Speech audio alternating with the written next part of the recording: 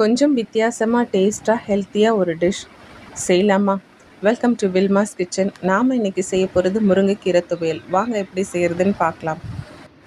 இதுக்கு தேவையானது என்னென்னு பார்த்தீங்கன்னா, வரமிளகா, கொத்தமல்லி விதை, அதாவது தனியா, புளி, சின்ன வெங்காயம், தக்காளி, பூண்டு, கறிவேப்பிலை, வெந்தயம், உளுந்து, கடுகு, சீரகம், நல்லெண்ணெய், முருங்கைக்கீரை, கொத்தமல்லி. ரொம்ப சிம்பிளான இன்க்ரீடியன்ட்ஸ் தான். 15 மினிட்ஸில் நம்ம இதை செஞ்சு முடிச்சிடலாம்.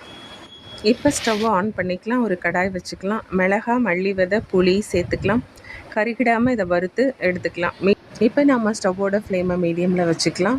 எடுத்து வச்சுருக்கிற உளுந்து, கடுகு, வெந்தயம், சீரகம் எல்லாம் 1 by 1 சேர்த்துக்கலாம். கருப்பு உளுந்து நான் சேர்த்துருக்கேன். நீங்கள் வெள்ளை உளுந்து இருந்தாலும் சேர்த்துக்கலாம். இந்த உளுந்து துவையலுக்கு ஒரு நல்ல டேஸ்ட்டை கொடுக்கும். லைட்டாக பொரியட்டும். இப்போ நல்லா பொரிஞ்சிருச்சு. இந்த டைமில் நாம் பூண்டு, சின்ன வெங்காயம், தக்காளி, கருவேப்பிலை சேர்த்துக்கலாம். இதை நல்லா ஒரு 2 மினிட்ஸ்க்கு வதக்கலாம். கொத்தமல்லியும் நம்ம சேர்த்துக்கலாம்.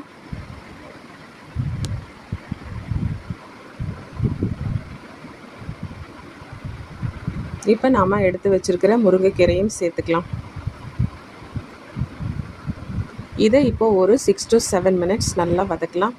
கொஞ்சமாக உப்பு சேர்த்துக்கலாம்.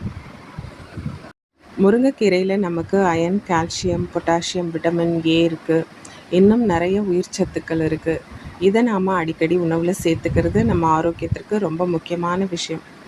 இந்த முருங்கைக்கீரை துவையலை நாம் சுட சுட ரைஸில் போட்டோம் நம்ம சாப்பிட்லாம். இட்லி, தோசைக்கு கூட அந்த துவையலை யூஸ் பண்ணிக்கலாம். லஞ்ச் பாக்ஸ் ரெசிபி கூட நம்ம யூஸ் பண்ணிக்கலாம். இப்போ பாருங்கள், இதை கைவிடாமல் கொஞ்சம் வதக்கிட்டே இருக்கலாம். அடி பிடிக்காமல் இருக்கணும். ஏன்னா நம்ம இதுக்கு தண்ணி சேர்க்க போகிறது கிடையாது. ஸோ நம்ம இதை பொறுமையாக நல்லா வதக்கி விட்டுட்டே இருக்கலாம். ஒரு 6 to 7 மினிட்ஸ் நல்லா வதங்கின பிறகு நாம் ஸ்விட்ச் ஆஃப் பண்ணிடலாம் ஸ்டவ்வை. ஃபஸ்ட்டு நாம் வறுத்து வச்சுருக்கிற வரமிளகா, மல்லி, புளியெல்லாம் நம்ம கிரைண்ட் பண்ணி எடுத்துக்கலாம். அதுக்கப்புறம் நம்ம வதக்கி வச்சுருக்கிற கீரையை நம்ம சேர்த்துக்கலாம். சேர்த்துட்டு இது ரொம்ப ஃபைனாகவும் இல்லாமல் ரொம்ப கொரகொரப்பாக இல்லாமல் கொஞ்சமாக லைட்டாக இந்த பக்குவத்துக்கு நம்ம அதை அரைச்சி எடுத்துக்கலாம். இப்போ நமக்கு முருங்கைக்கீரை துவையல் சூப்பராக ரெடி ஆயாச்சு. இது சூடான ரைஸில் நம்ம போட்டுட்டு மேலே கொஞ்சம் நல்லெண்ணெயை ஊற்றிட்டு சர்வ் பண்ணோம்னா அந்த டேஸ்ட் சொல்லவே வேணாம். அவ்வளோ சூப்பராக இருக்கும். என்றைக்கும் நம்ம ஒரு கிரேவி ஐட்டம்ஸாக செய்யாமல் ஒரு நாளைக்கு இப்படி செஞ்சு பார்க்கலாம். சூப்பராக இருக்குங்க. டேஸ்ட்டுக்கு நோ காம்ப்ரமைஸ். நீங்களும் ட்ரை பண்ணுங்கள். எப்படி இருந்ததுன்னு கமெண்ட் பண்ணுங்கள்.